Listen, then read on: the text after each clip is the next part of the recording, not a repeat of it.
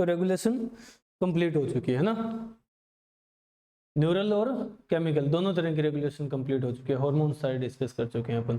अब अपन बात करते हैं नेक्स्ट पॉइंट कि हमारे डाइजेस्टिव सिस्टम्स में एक न्यूट्रिएंट ऐसा है जिसे हम अलग से डिस्कस करते हैं, ठीक है, वो न्यूट्रिएंट है विटामिन। विटामिन्स को डिस्कस करते हैं अपन। विटामिन्स, विटामिन्स क्या होते हैं एक्चुअल में, तो जैसा इनका नाम है वैसा इनका काम है। नाम से समझो, नाम क्या है, विटामिन्स मतलब ये ऐसे फैक्टर्स हैं जो कि एसेंशियल हैं। विटा यानी एसेंशियल, एसेंशियल है यानी जरूरी है, और अमीन्स यानी लाइफ के लिए। ये ऐसे केमिकल फैक्टर्स हैं जो लाइफ के लिए एसेंशियल हैं। क्लियर है? किस टाइप का न्यूट्रिएंट है ये, तो ये न्यूट्रिएंट माइक्रो न्यूट्रिएंट है, माइक्रो न्यूट्रिएंट है, यानी इस न्यूट्रिएंट की डाइजेशन नहीं होती है। क्लियर है? समझ रहे हो? ऑलरेडी सिंपलेस्ट फॉर्म में एग्जिस्ट करता है। नेक्स्ट, डिस्कवर किसने किया था, डिस्कवर्ड बाय साइंटिस्ट है ल्यूनिन, ल्यूनिन ने डिस्कवर किया था। क्लियर है? नेक्स्ट, अगर हम विटामिन्स की स्टडी कर रहे हैं तो इसे क्या कहा जाता है, study of vitamins is known as vitaminology, vitaminology. Clear है? समझ रहे हो? ये क्या है, विटामिन्स कॉम्प्लेक्स ऑर्गेनिक कंपाउंड्स हैं। क्लियर है? समझ रहे हो? जो कि एक्ट करते हैं, act as cofactor, cofactor for various enzymes, various enzymes, बहुत सारे एंजाइम्स के लिए कोफैक्टर की तरह एक्ट करते हैं। नेक्स्ट, ये एक्ट करते हैं as metabolic, as metabolic regulators, metabolic regulators की तरह एक्ट करते हैं। क्लियर है? नेक्स्ट, ये एक्ट करते हैं as biological regulators, metabolic regulators, biological regulators और बहुत सारे एंजाइम्स के कोफैक्टर की तरह काम करते हैं, लाइफ के लिए एसेंशियल हैं। क्लियर है? ल्यूनिन ने डिस्कवर किए थे, विटामिनोलॉजी इनकी स्टडी को कहा जाता है। ये है बैकग्राउंड विटामिन्स का, ये विटामिन्स है। क्लियर है? समझ रहे हो? अब टाइप्स, विटामिन्स की टाइप्स, कि विटामिन कितनी तरह के होते हैं, तो ऑल ओवर अगर हम लोग देखें तो विटामिन दो तरह के हैं। क्लियर है? कितने टाइप के हैं, 2 टाइप्स। कौन कौन से और किस बेसिस पे, तो ये 2 टाइप किए गए हैं इनकी सोल्युबिलिटी के बेस पे, कि विटामिन सोल्यूबल किस चीज में है। पहला कि ये वाटर में सोल्यूबल है, वाटर सोल्यूबल। क्लियर है? दूसरा कि ये लिपिड यानी फैट के अंदर सोल्यूबल है, फैट सोल्यूबल।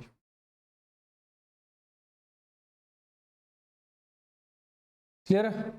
वाटर सोल्यूबल और फैट सोल्यूबल 2 तरह के, समझ रहे हो? चलो अब नेक्स्ट, अब हम बात करते हैं कि कौन कौन से विटामिन फैट सोल्यूबल हैं, कौन कौन से विटामिन वाटर सोल्यूबल हैं। क्लियर? तो देखो,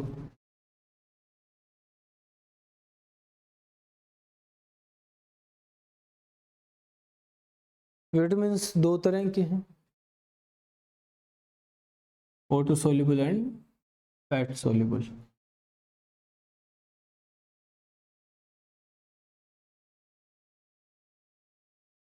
water soluble and fat soluble.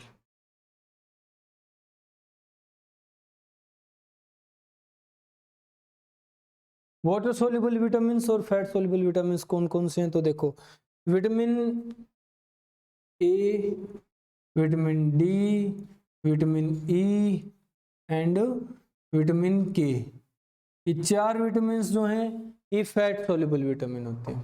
Clear है? और vitamin B and vitamin C ये वाटर सोल्यूबल विटामिन है। याद कैसे रखोगे?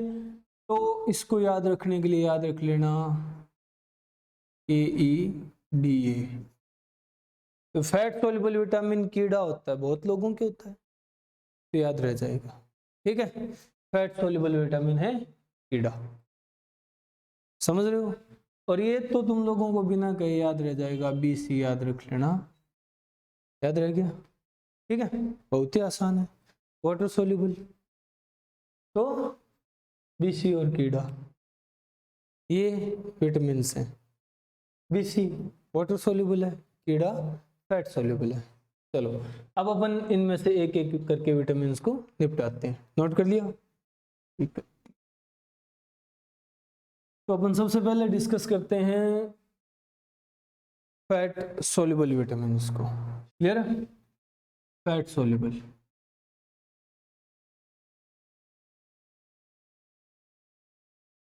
Fat soluble vitamin. सबसे पहले पहला विटामिन, पहला विटामिन कौन सा है? विटामिन ए डिस्कस करेंगे अपन। ठीक है, विटामिन ए। विटामिन ए का साइंटिफिक नेम क्या है? विटामिन ए का साइंटिफिक नेम है रेटिनॉल। विटामिन ए का साइंटिफिक नेम है रेटिनॉल। क्लियर है? विटामिन ए का साइंटिफिक नेम रेटिनॉल है और इसका फंक्शन क्या होगा? तो इसका फंक्शन है कि ये प्रीकर्सर होता है, प्रीकर्सर ऑफ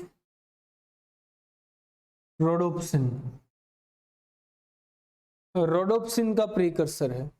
अब ये क्या होता है रोडोप्सिन? तो देखो भाई, समझने की कोशिश करना। हम लोग देख पाते हैं, निहार पाते हैं, ताक पाते हैं किसी को, किसकी हेल्प से?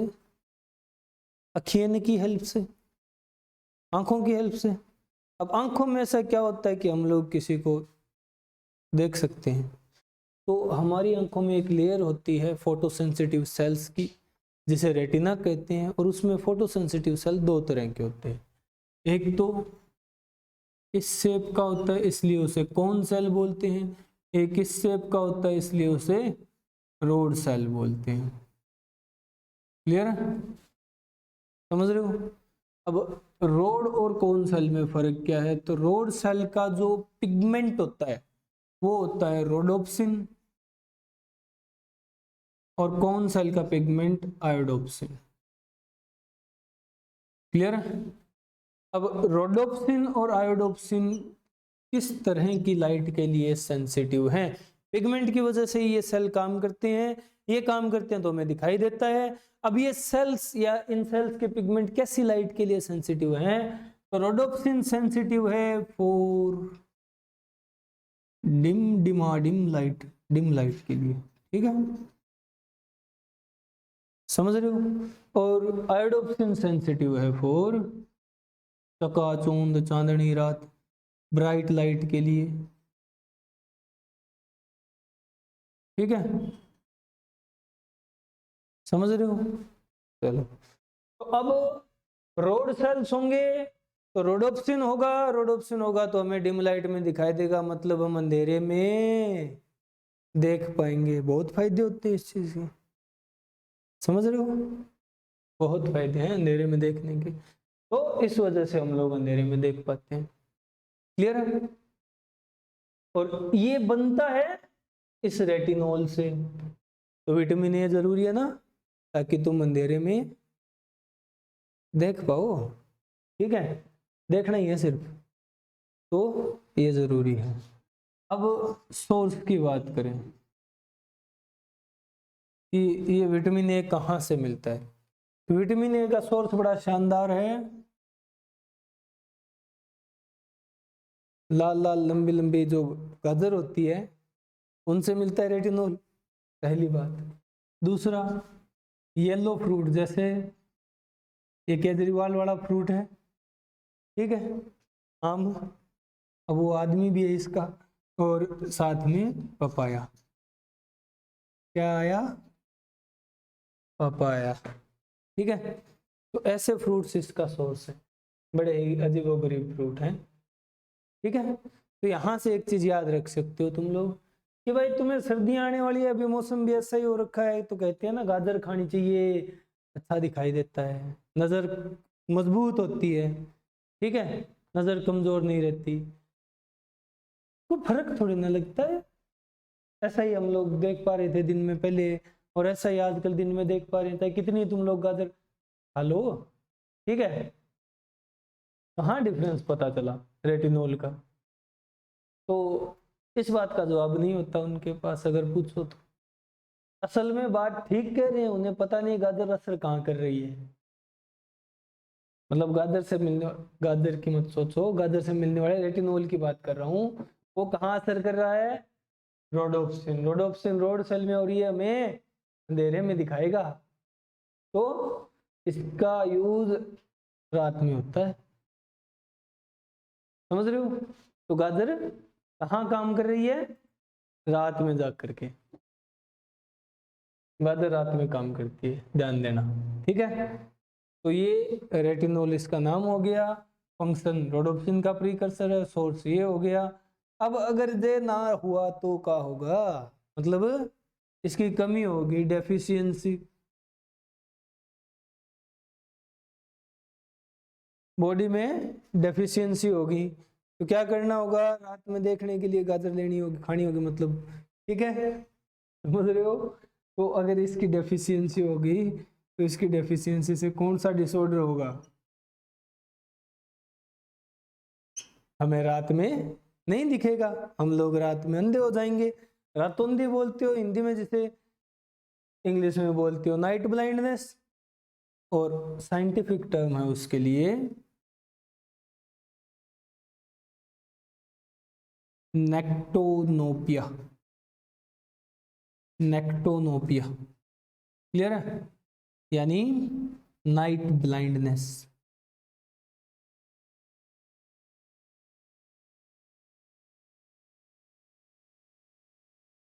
पहला डिसऑर्डर जो कि इसकी कमी से होगा। दूसरा, दूसरा क्या होता है कि हमारी आंखें जो है वो सूखी सूखी सी हो जाएंगी, जैसे फटी फटी सी आंखें हो जाएंगी, ठीक है, जिसे बोला जाता है जीरोप्थेल्मिया, जीरोप्थेल्मिया, क्लियर है, जीरोप्थेल्मिया को बोलते हैं ड्राई आइज, क्लियर है। तो ये डिसऑर्डर हो जाएंगे, ये दो डेफिशिएंसी डिसऑर्डर्स हैं, समझ रहे हो, चीज समझ आई। विटामिन ए क्या है, कहाँ काम आता है, कहाँ से मिलता है, और ना हुआ तो क्या होगा, यही सारी बातें हम बाकी विटामिन के लिए करने वाले हैं। निपटाओ इसे, निपटा लिया, चलो अब ये गाजर वाला विटामिन तो पूरा हुआ, अब और देखते हैं।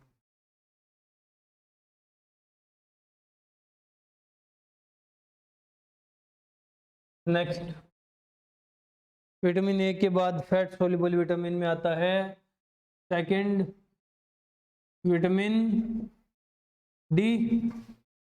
विटामिन डी का साइंटिफिक नेम है कैल्सीफेरोल, कैल्सीफेरोल, या फिर इसे कहा जाता है सनशाइन, सनशाइन विटामिन, वो है ना, यू आर माई सनशाइन, कमन कमन, कुछ ऐसा वो है, तो सनशाइन विटामिन इसका दूसरा नाम है। भाई इसका काम क्या होता है, फंक्शन क्या कांड करता है ये, जो ये नहीं हुआ तो नहीं हो पाएगा। विटामिन डी को कैल्सीफेरोल इसीलिए कहा जाता है क्योंकि ये हेल्प करता है, help in calcium absorption,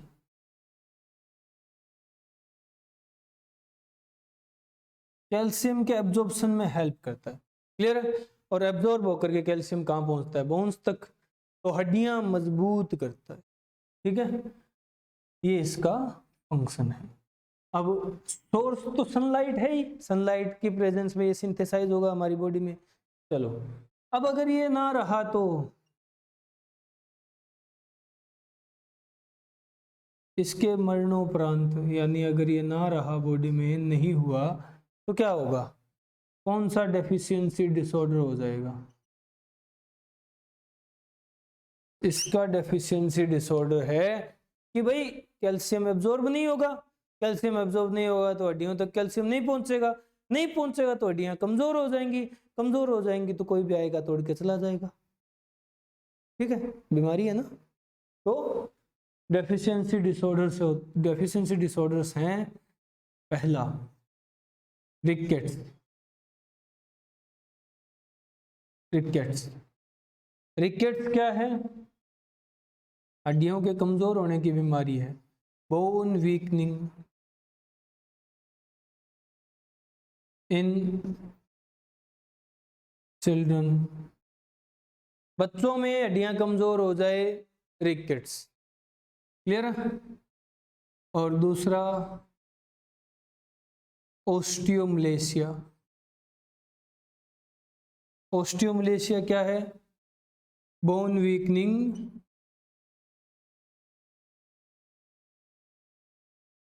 in adults, adults में हड्डियों का कमजोर हो जाना, समझ रहे हो। ये दो डिसऑर्डर, देखो मलेशिया तक घुमाए हम लोग, ओस्टियोमलेशिया और रिकेट्स, ये दो इसके डेफिशिएंसी डिसऑर्डर हैं, क्लियर हुआ। चलो ये है विटामिन डी। अब अपन बात करते हैं नेक्स्ट, थर्ड विटामिन की। ए और डी के बाद कौन सा विटामिन था, विटामिन ई। चलो third vitamin E, vitamin E का साइंटिफिक नेम है tocopherol, tocopherol, sorry, tocopherol,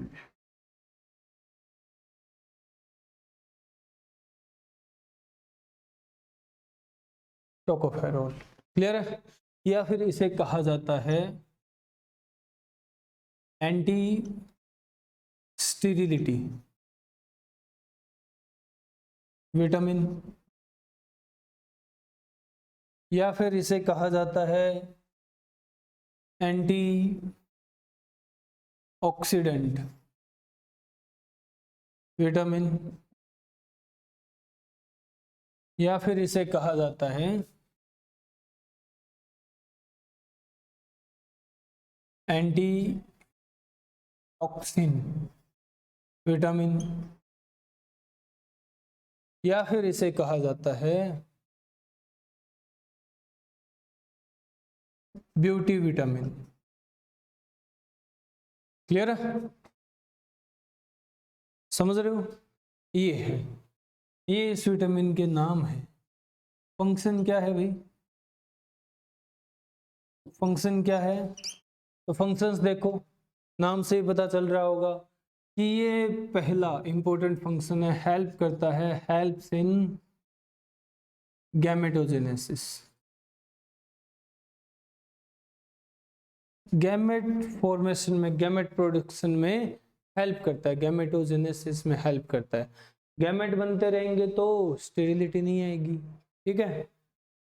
next कि ये बाय नेचर एंटीऑक्सीडेंट होता है, क्लियर है। नेक्स्ट कि ये रिड्यूस करता है, reduce the symptoms of ageing, ageing उम्र बढ़ने के लक्षणों को कम करता है, एजिंग के सिम्टम्स को कम करता है, समझ रहे हो, झुर्रियां पड़ना, ठीक है, इस तरह के सिम्टम्स को ये कम करता है। तो मतलब हमेशा, मतलब जब तक विटामिन ए अच्छा होगा बॉडी में तब तक हम लोग ऐसे कतई जवान दिखेंगे, तक पूरे पके हुए से फल दिखेंगे, ऐसे सड़े हुए आलू से नहीं दिखेंगे। ठीक है, समझ रहे हो? ये विटामिन ए की खासियत है। अब अगर विटामिन ई नहीं हुआ तो, विटामिन ई नहीं हुआ तो डेफिशिएंसी से क्या होगा? डिसऑर्डर, डेफिशिएंसी से होगा डिसऑर्डर। और डिसऑर्डर क्या होता है भाई, कौन सा होता है डिसऑर्डर? इसकी डेफिशिएंसी से डिसऑर्डर होगा, सबसे पहले गैमेटोजेनेसिस अफेक्टेड होगी, गैमेटोजेनेसिस अफेक्टेड होगी, गैमेट नहीं बनेंगे, नहीं बनेंगे मतलब स्टेरिलिटी आ जाएगी। सबसे इंपॉर्टेंट डिसऑर्डर होगा स्टेरिलिटी।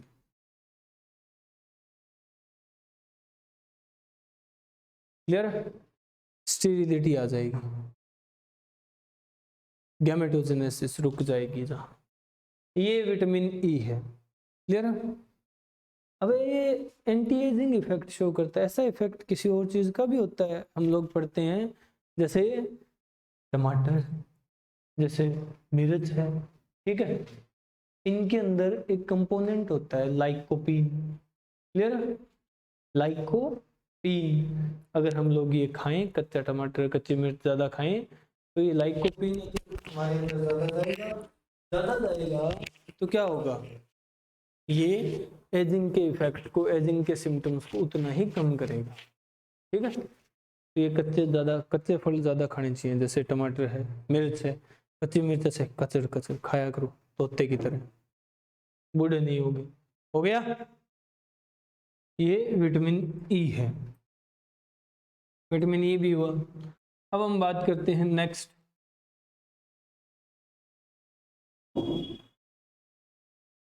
फैट सोल्यूबल विटामिन में लास्ट विटामिन है विटामिन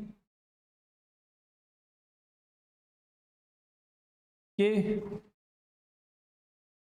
विटामिन के, विटामिन के का साइंटिफिक नेम है फाइलोक्विनोन।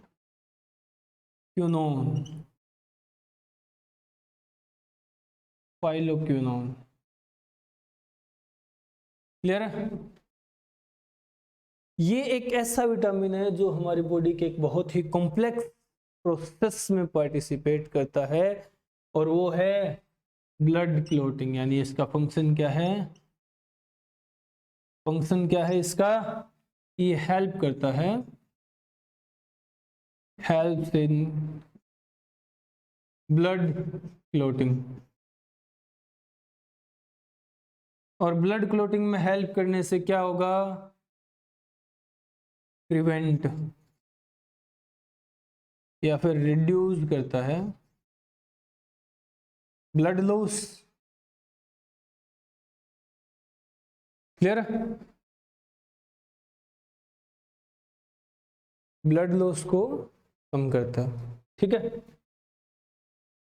अब अगर ये नहीं हुआ, डेफिशिएंसी,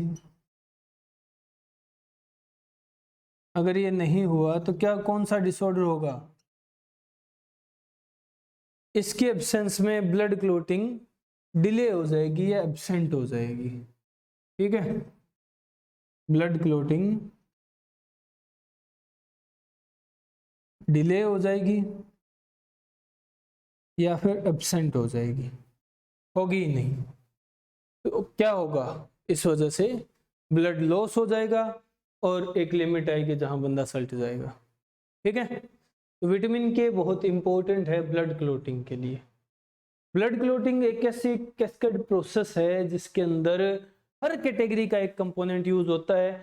एक विटामिन के यूज होता है, एक हार्मोन काइनिन हार्मोन यूज होता है, ठीक है, प्रोटीन यूज होता है, ठीक है, फाइबर यूज होते हैं, समझ रहे हो, सेल्स यूज होते हैं। तो हर कैटेगरी के तकरीबन 13 फैक्टर हैं जो कि मिलकर के क्लोटिंग प्रोसेस कंप्लीट करते हैं।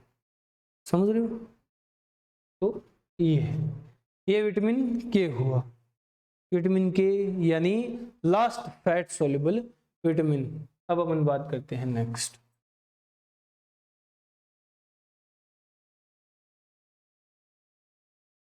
अपन डिस्कस करते हैं वाटर सोल्यूबल विटामिन के बारे में।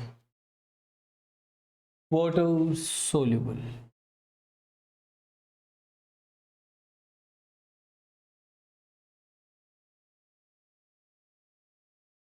Water soluble vitamins. Water soluble vitamins हम लोगों ने कौन से कहा है? बी और सी। ठीक है, तो सबसे पहले अपन निपटाते हैं vitamin C. Vitamin C, clear? Vitamin C का साइंटिफिक नेम क्या है? विटामिन सी का साइंटिफिक नेम है ascorbic acid. Ascorbic acid, clear है? और एस्कॉर्बिक एसिड कैसा विटामिन है, किस काम आता है, क्या रोल है इसका? तो function, ascorbic acid vitamin C का फंक्शन है कि ये हेल्प करता है, help in collagen fibre formation. Collagen fibre formation, collagen fibre form करने में हेल्प करता है। और कोलेजन फाइबर फॉर्मेशन हेल्प करता है, इसी के साथ ये क्या करता है?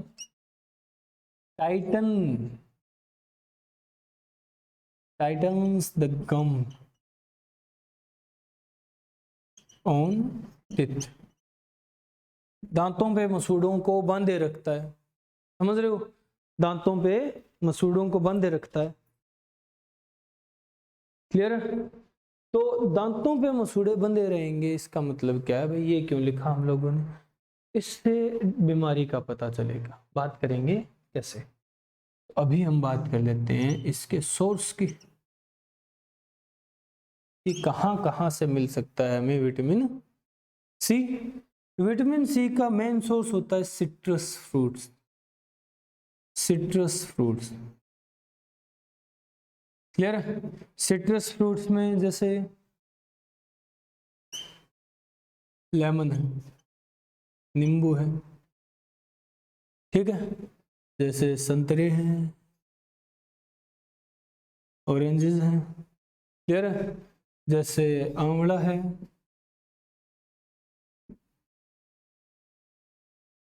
इस तरह के, ठीक है।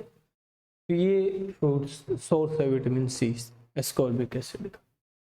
अगर ये एस्कॉर्बिक एसिड नहीं मिला तो डेफिशिएंसी डिसऑर्डर क्या होगा?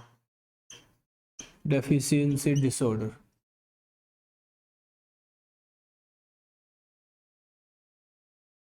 डेफिशिएंसी डिसऑर्डर, तो भाई इसकी थोड़ी सी कहानी इंटरेस्टिंग है। कैसे?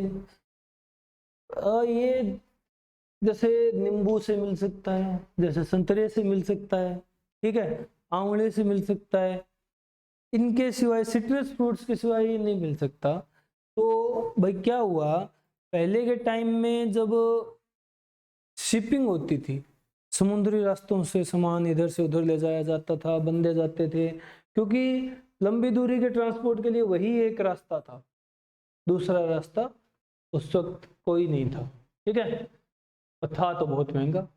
तो क्या होता था कि भाई जहाज पे चढ़ गए, तकरीबन 6-7 महीने, साल भर बाद ही दूसरी साइड पहुंच पाएंगे, तब तक बीच में खाते रहो गोते, खाते रहो खाते रहो खाते रहो। अब ऐसा तो है नहीं कि भाई हमारे पिताजी ने समुद्र में संतरे का पेड़ लगाया हो, ना उनके पिताजी ने लगाया था।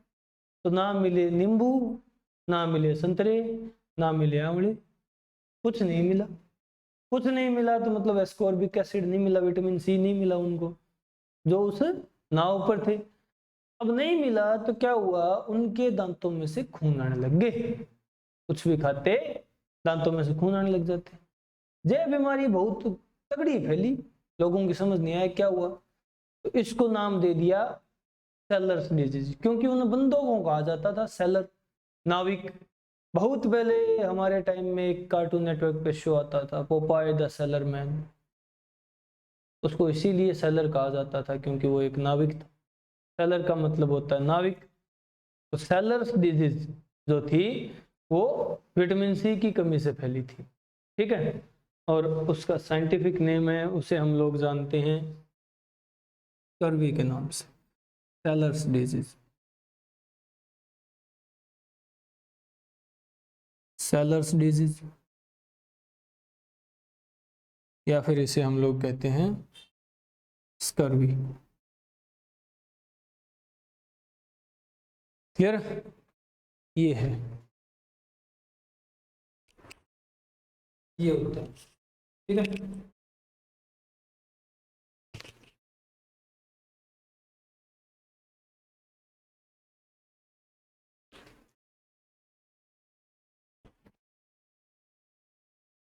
ये होता है विटामिन सी और विटामिन सी से जुड़े डेफिशिएंसी डिसऑर्डर। क्लियर है? विटामिन सी कंप्लीट हुआ। अब अपन आगे चलते हैं, आगे चलते हैं और देखते हैं second water soluble, sorry second water soluble vitamin, vitamin B. पर विटामिन बी जो है ना, ये कोई एक विटामिन नहीं है, विटामिन बी पूरा कॉम्प्लेक्स है, यानी बहुत सारे तरह के विटामिन बी होते हैं, B1, B2, B3, B4, B5, B6, B7, B10, B12, B17 वगैरह वगैरह वगैरह। तो हम लोग डिस्कस करने वाले हैं विटामिन बी कॉम्प्लेक्स को, विटामिन बी कॉम्प्लेक्स को डिस्कस करने वाले हैं। क्लियर है? तो देखो, विटामिन बी कॉम्प्लेक्स में हम लोग सबसे पहले बात करेंगे विटामिन B1 की।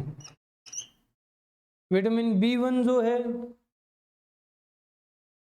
इसका साइंटिफिक नेम होता है थियामिन।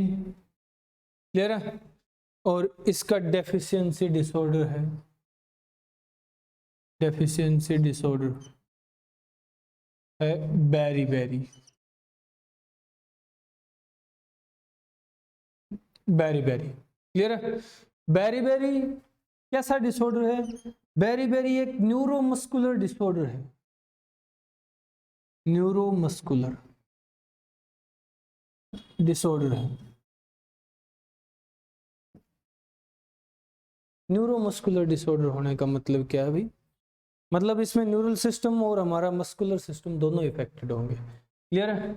फिर next second vitamin B2।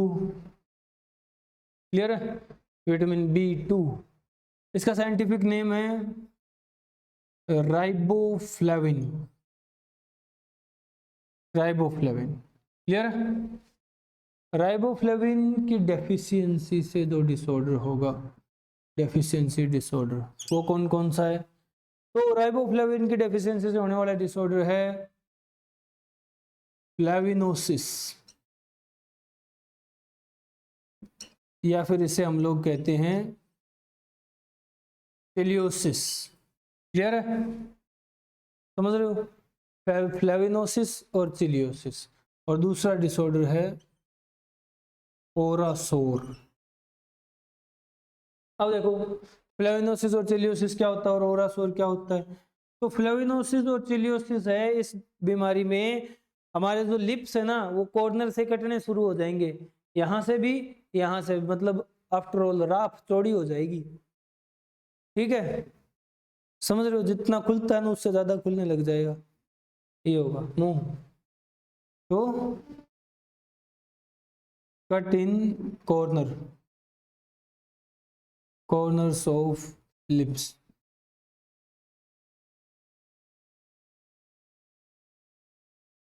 Cut in corner of lips. Clear है? और ओरासोर क्या होते हैं? ओरासोर होंगे मुंह में छाले हो जाएंगे। ठीक है? समझ रहे हो? वो कहते हैं ना मुंह आ गया या मुंह में छाले हो रखे हैं।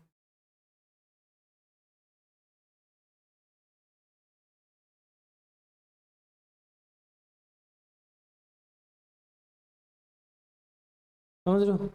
मुंह में छाले हो जाएंगे। ये है विटामिन B2। निपटाओ। निपटाओ। हो गया, चलो B1 एंड B2 हो गए। अब थर्ड,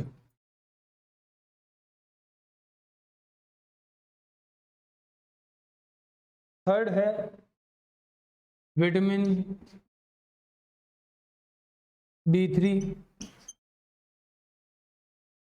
विटामिन B3, B3 का साइंटिफिक नेम है नियासिन विटामिन। क्लियर है? और नियासिन की डेफिशिएंसी से जो डिसऑर्डर होगा वो इंपॉर्टेंट है, इसकी डेफिशिएंसी से होने वाला डिसऑर्डर है पेलाग्रा।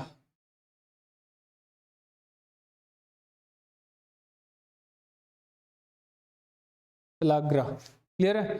पेलाग्रा को हम लोग 3D सिंड्रोम भी बोलते हैं।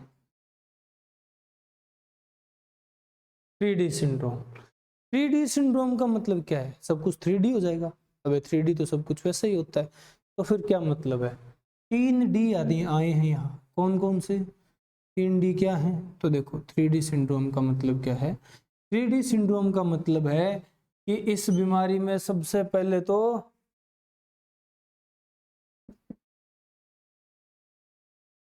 दस्त लगेंगे, डायरिया होगा, ठीक है? फिर नेक्स्ट यहाँ डर्मेटिस, डर्मेटिस, डर्मेटिस यानी स्किन डिजीज, स्किन डिसऑर्डर, एसिस वगैरह हो जाएंगे, ठीक है? और लास्ट डिमेंशिया, गजनी हो जाओगे, याददाश्त चली जाएगी, ठीक है? तो ये तो है 3D। एक 4th D होता है, अब इतना सब कुछ हो गया, दस्त लग रहे हैं, खाज लग गई, ठीक है, और याददाश्त चली गई, तो जी के क्या करोगे? सल्ट जाओगे, ठीक है, डेथ। तो इसको 3D या 4D सिंड्रोम बोलते हैं। क्या हो रहा है भाई? चलो, ये है विटामिन B3। अब next, fourth, vitamin B5। B5 का साइंटिफिक नेम है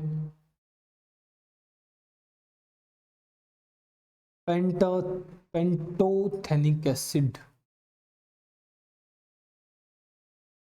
पेंटोथेनिक एसिड, क्लियर है? और पेंटोथेनिक एसिड की वजह से डेफिशिएंसी से जो डिसऑर्डर होगा वो है डर्मेटिस।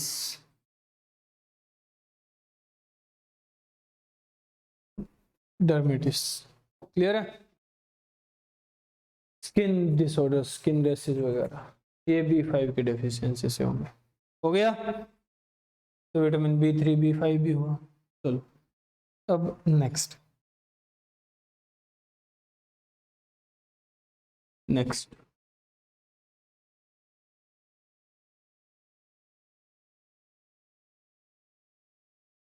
अब अपन बात कर रहे हैं विटामिन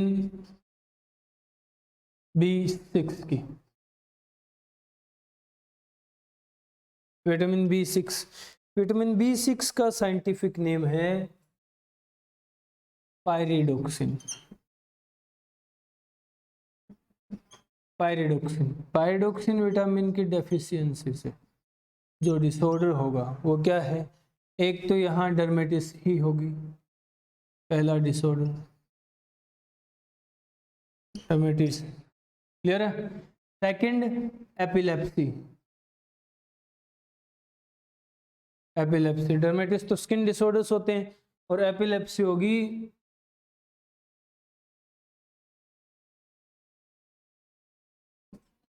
मिर्गी, मर्गी नहीं, मिर्गी, मिर्गी के दौरे पड़ते हैं ना, चक्कर आते हैं, समझ रहे हो?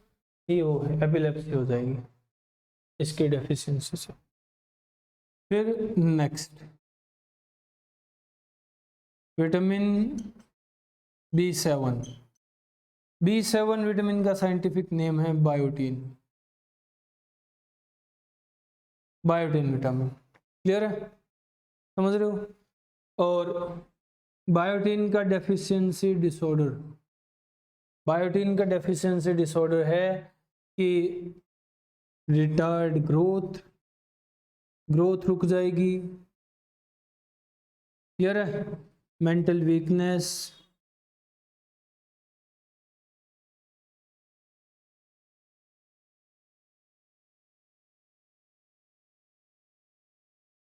क्लियर है, तो इस तरह के सिम्टम होंगे।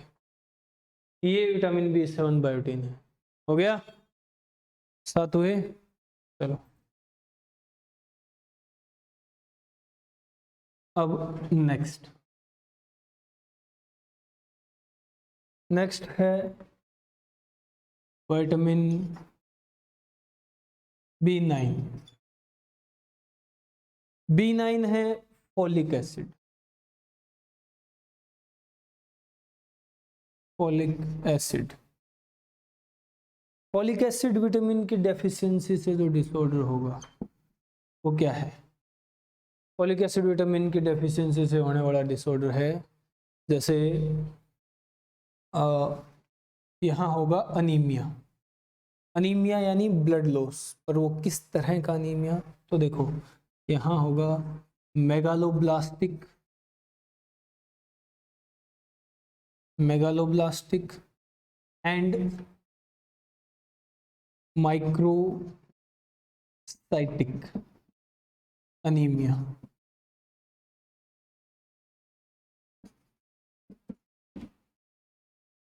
Megaloblastic and microcytic anaemia.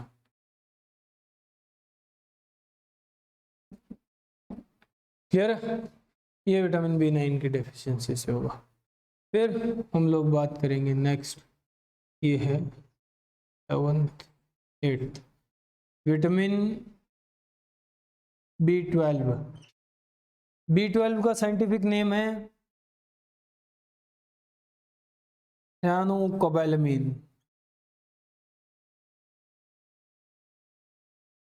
यानी नाम से पता चल रहा होगा यहाँ कोबाल्ट प्रेजेंट होता है, कोबाल्ट जो एलिमेंट है वो प्रेजेंट होता है।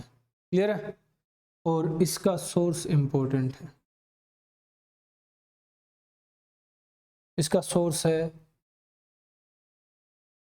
स्पाइरुलिना एल्गी, एक सोर्स है इसका। क्लियर है?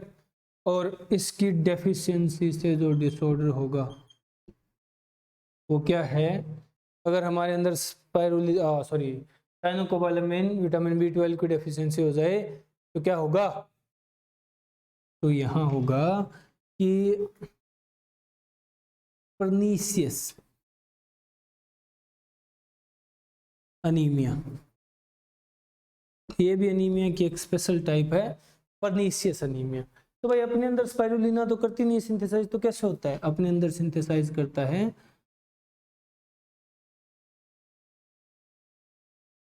Synthesised by E coli synthesise करता है। क्लियर है? ये हुआ, ये विटामिन B12 था, और ये 12 के 12 विटामिन कंप्लीट होते हैं। ठीक है, यानी विटामिन आगे B17 भी है, B15 भी है, बट हम लोग डिस्कस नहीं करते। ठीक है, इतने बहुत है, मोर देन सफिशिएंट है ये। तो ये विटामिन कंप्लीट होते हैं। क्लियर है? चलो अब विटामिन के बाद बचे हैं डिसऑर्डर्स। ठीक है, जिसमें jaundice, diarrhoea, vomiting, indigestion, constipation, ये तो हैं NCERT से रीडिंग लिखाने वाले डिसऑर्डर्स। क्लियर है? और फिर एक पॉइंट बचा है प्रोटीन एनर्जी मलन्यूट्रिशन का, वो हम लोग कंप्लीट करेंगे अभी। ठीक है, चलो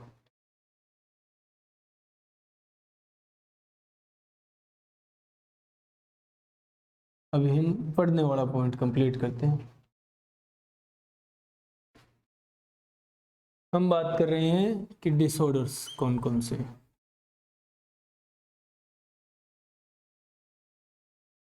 डिसऑर्डर्स डिस्कस करेंगे। डिसऑर्डर्स में हम लोग जो डिस्कस करना है एक्चुअल में उनकी बात कर लेते हैं, वो हैं प्रोटीन एनर्जी मलन्यूट्रिशन। क्लियर है? Protein energy malnutrition।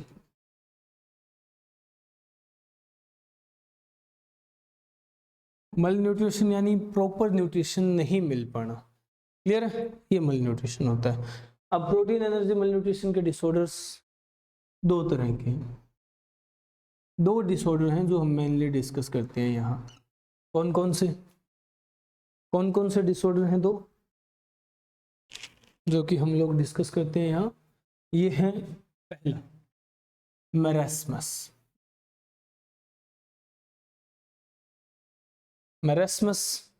और दूसरा है क्वाशियोरकर।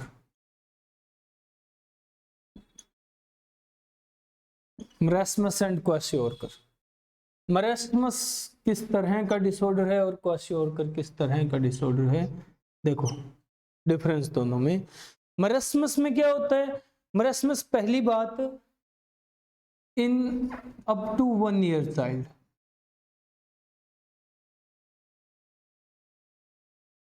एक साल तक के बच्चे में होता है, ठीक है, पैदा हुआ है 1 साल का है तब तक उसमें ये डिसऑर्डर हो सकता है। 1 साल से बड़े इन 1 to 5 ईयर चाइल्ड क्वाशियोरकर होगा, क्लियर?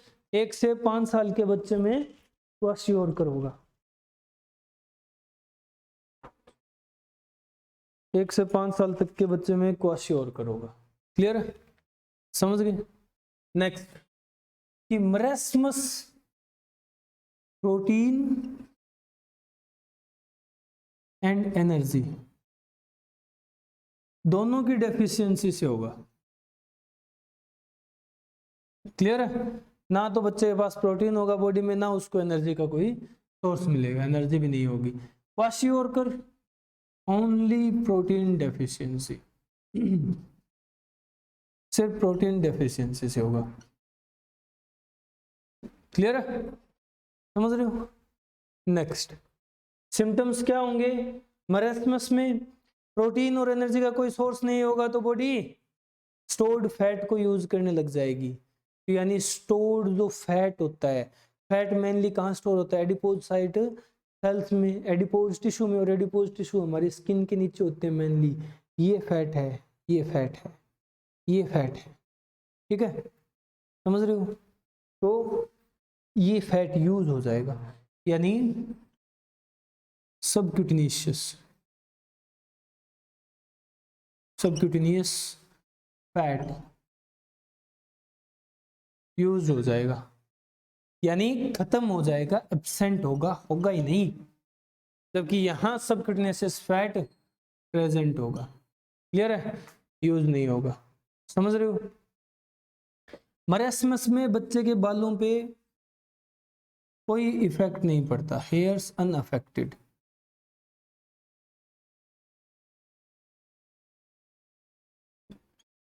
क्लियर है? बालों पे कोई फर्क नहीं पड़ेगा, वैसे ही लहलाती हुई जुल्फें होंगी, यहाँ बाल झड़ जाएंगे, हेयर्स अफेक्टेड, क्लियर है? यहाँ कमजोरी होगी तो कतई ऐसे सूख के कंकाल हो जाएगा, अंदर से हड्डियां गिन सकते हो इस तरह, भाई ये बैठा है ये अपना, यही एग्जाम्पल है मैरास्मस का, ठीक है, तो ये हो जाएगा, मल न्यूट्रिशन है, इलाज करवा।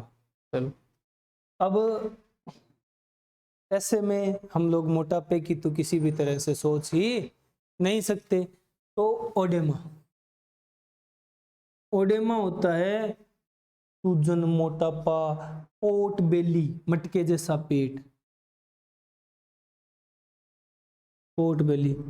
अबे कंकाल दिख रहा है, काय का मटके जैसा पेट है? कुछ नहीं होगा, पोट बेली एब्सेंट होगी, ठीक है, जबकि यहाँ होती है, यहाँ मटके जैसा पेट होता है, पोट बेली होती है, ओडेमा प्रेजेंट होता है, ठीक है, ये क्वाशियोरकर और मैरास्मस में डिफरेंस है। और डिसऑर्डर कौन कौन से बचे? और डिसऑर्डर जैसे अपन नोट कर लेते हैं, jaundice, jaundice, constipation, diarrhoea, vomiting, indigestion, ये एनसीईआरटी से डिस्कस करने क्या होता है जॉन्डिस पीलिया, पीलिया में क्या होगा, वह पीलिया में क्या होगा, बाइल पिगमेंट्स बिलिरुबिन बिलिवर्डिन डिपॉजिट होने लग जाएंगे बॉडी में, ये जॉन्डिस का सिम्टम होता है। क्लियर है। कॉन्स्टिपेशन, पूरी फिल्म बनी है इसमें अमिताभ की एक, पीकू अगर सुना हो तो। कब्जी क्या होता है, बेचारे को पूरी फिल्म में कब्जी रहती है, बड़ी जबरदस्त भयंकर जहर, कतई जहर कब्जी जिसे बोलते हैं वो रहती है। फिल्म, पूरे फिल्म में गाड़ी पे को छेद वाली कुर्सी लेके घूमता रहता है पर कुछ आता ही नहीं। ठीक है, फिल्म जब खत्म होने को होती है 2.5 घंटे वेस्ट करके लास्ट में जब पहुंचता है क्लाइमैक्स, तब वो साइकिल लेके पूरे शहर में निकलता है और इतनी साइकिल चलाता है, इतनी साइकिल चलाता है, घर आते ही एक ही जगह घुसता है और खाली हो जाता है, कब्जी टूटी और अमिताभ भी सल्ट जाता है। That's the film Piku. Clear है, पूरी फिल्म बनी है कब्जी पे। ये है दस्त, जहां फिकल मटेरियल की लिक्विडिटी या फ्लूइडिटी बढ़ जाएगी और फ्रीक्वेंसी बढ़ जाएगी, जहां ढू ढम ढम करके आता था वहां चलो आएगा। ठीक है, कतई बहता हुआ आएगा रायता सा, समझ रहे हो, और बार बार आएगा, हर 5 मिनट में पानी पिया फिर आ गया, पानी पिया फिर आ गया, पानी पिया फिर आ गया, ये फ्रीक्वेंसी और फ्लूइडिटी बढ़ जाएगी। वॉमिटिंग, कार्डियक स्फिंक्टर डिसफंक्शन कर रहा है तो बॉडी के अंदर या स्टमक में गया हुआ acid mixed food involuntary process से बाहर निकाल दिया जाता है, इसोफेगस के थ्रू और बक्कल कैविटी के थ्रू, माउथ के थ्रू, ये वॉमिटिंग होती है। इंडाइजेशन, बहुत तला पड़ा कुछ स्पाइसी खा लिया तुम लोगों ने, पच नहीं पाया, तो वो इंडाइजेशन की कंडीशन होती है। नोजिया हो जाएगा जिसमें। ठीक है, तो ये सब कुछ है डाइजेस्टिव सिस्टम के डिसऑर्डर्स। निपटाओगे? क्लियर? चलो ओके।